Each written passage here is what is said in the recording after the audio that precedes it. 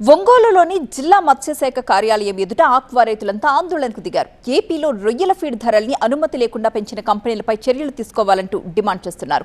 ఒక్క ప్రకాశం జిల్లాలోని 13,000 ఎకరాల్లో రైతులు రొయ్యల సాగు చేస్తున్నారు. ప్రస్తుతం రొయ్యల సాగులో ఉపయోగించే ఫీడ్ ధరల్ని కొన్ని కంపెనీలు ప్రభుత్వ అనుమతి తీసుకోకుండా కేజీకి టైగర్ ఫీడ్ 10 రూపాయలు, వనామీ ఫీడ్ 8 రూపాయలు పెంచేశాయి.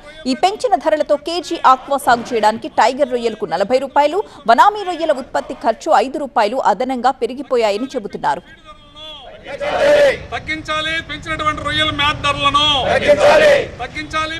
ఒంగోలులో మత్స్యశాఖ కార్యాలయం ముందు ఆక్వా రైతులు చేస్తున్న ఆందోళన, వారి డిమాండ్లకు సంబంధించిన అప్డేట్స్ ఫైరోజ్ అందిస్తారు. ఏపీలో ఆక్వా రంగం నానాటికి సంక్షోభంలో కూరుకుపోతుంది. అలాగే ప్రకాశం జిల్లాలో ప్రత్యేకంగా 13,000 ఎకరాల్లో రొయ్యలు సాగు చేస్తున్నారు. ఇప్పటికే సీడ్ ధరల్లో వచ్చినటువంటి ఆ నాసిరకం సీడ్ కారణంగా ఇక్కడ రొయ్యల ఎదుగుదలలో లోపాలు ఉన్నాయని చెప్పి వాళ్ళు ఆందోళన వ్యక్తం చేస్తున్న నేపథ్యంలో పుండు మీద కారవల ఈ రొయ్యల మేతను ప్రభుత్వం అనుమతి లేకుండా కంపెనీలు పెంచేసాయని చెప్పి రాష్ట్ర వ్యాప్తంగా ఆందోళన జరుగుతుంది. 4,30,000 ఎకరాల్లో రాష్ట్ర వ్యాప్తంగా సాగు చేస్తున్నటువంటి ఆక్వా రైతులు ఈరోజు రోడ్లపైకి వచ్చి ఆందోళన చేస్తున్న పరిస్థితి కనిపిస్తుంది. ప్రస్తుతం మనం ప్రకాశం జిల్లా మత్స్యశాఖ కార్యాలయం ఎదురుగా ఇక్కడ ఆక్వా రైతులు ఆందోళన చేస్తున్నారు. వాళ్ళని అడిగి తెలుసుకుందాం. ఏంటి మీ సమస్య ఏంటి ప్రధానంగా? సార్, ప్రస్తుతం రొయ్యల రైతు తీవ్రమైనటువంటి సంక్షోభంలో కూరుకుపోయి ఉన్నారు. గత 3 సంవత్సరాల నుంచి నాసిరకం సీడ్ తోటి సక్రమంగా పంటలు దిగుబడి రాక ఖర్చులు పెరిగి నష్టాలు పోయినటువంటి పరిస్థితుల్లో ఈ సంవత్సరం ప్రస్తుతం ఫీడ్ కంపెనీలు అసలు మొత్తం రొయ్యల సాగు మొదలుపెట్టిన తర్వాత ఎప్పుడూ లేని విధంగా టైగర్ మేత 10 రూపాయల 70 పైసలు, వెనామీ మేత 8 రూపాయల 40 పైసలు లెక్కన ధరలు పెంచారు. ఇది మొత్తం రొయ్యల సాగు మొదలుపెట్టిన తర్వాత ఎప్పుడు ఈ విధంగా ధరలు పెంచినటువంటి పరిస్థితి లేదు. ఇప్పటికే సీడ్లో నాసిరకం సీడ్ సప్లై చేస్తున్నారు. దానివల్ల కౌంట్ కూడా మాకు తగ్గిపోతుంది, ఎదుగుదల కూడా తగ్గిపోతుంది అంటున్నారు. దానిపైన ఎలాంటి ఆందోళన చేస్తున్నారు?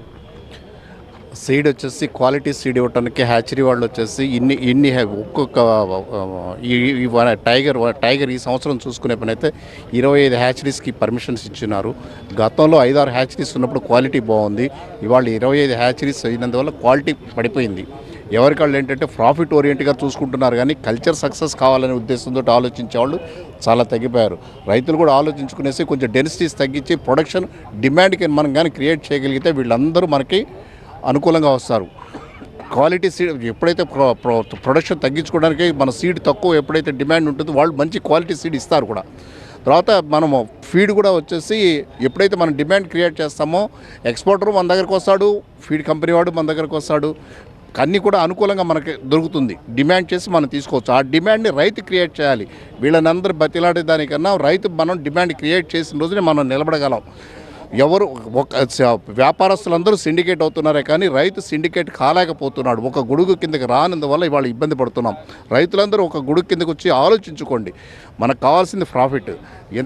ఇప్పుడు ఎంతైతే పెడతామో దాన్ని బట్టి డిమాండ్ ఎప్పుడైతే వస్తుందో ప్రాఫిట్ వస్తుంది ఆటోమేటిక్గా.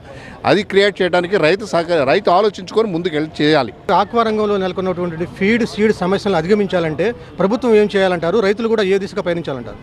ప్రభుత్వం దీని ప్రకారం రూల్ ప్రకారంగా ఏదైనా మీటింగ్ పెట్టాలంటే రైతులు కానీ ఈ ఫీడ్ రేట్లు పెంచాలన్నా లేదా సీడ్ రేట్లు పెంచాలన్నా తగ్గించాలన్నా ప్రొడక్షన్ చేయాలన్నా కూడా ఈ అప్సరా ఒక తీర్మానం చేసింది. దాని తీర్మానం ప్రకారం కాకుండా ఎవరిపాటికి వాళ్ళు ఎక్స్పోర్టర్స్ అట్నే ఫీడ్ మిల్ వాళ్ళు ఎవరిపాటికి వాళ్ళు రేట్లు నిర్ణయం తీసుకొని వాళ్ళ పాటికి వాళ్ళు తీసుకున్నారు. రైతులు ఒక యూనిటీ లేనందువలన యూనిటీగా ఉంటే ఇంకా బాగుంటుంది అనేది గవర్నమెంట్ ఈ రైతులకు సపోర్ట్ చేసి ఈ రేట్లు పెంచకుండా వాళ్ళ ఇష్టానికి పెంచకుండా రైతులు కూడా కూర్చోబెట్టి అట్నే డీలర్స్ కూర్చోబెట్టి ఫార్మర్స్ అందరిని కూర్చోబెట్టి మాట్లాడి వయా మీడియాగా ఎవరికి ఇబ్బంది లేకుండా చేయాలని చెప్పి గవర్నమెంట్ని ఈ సందర్భంగా మనం విన్నవించుకుంటున్నాం.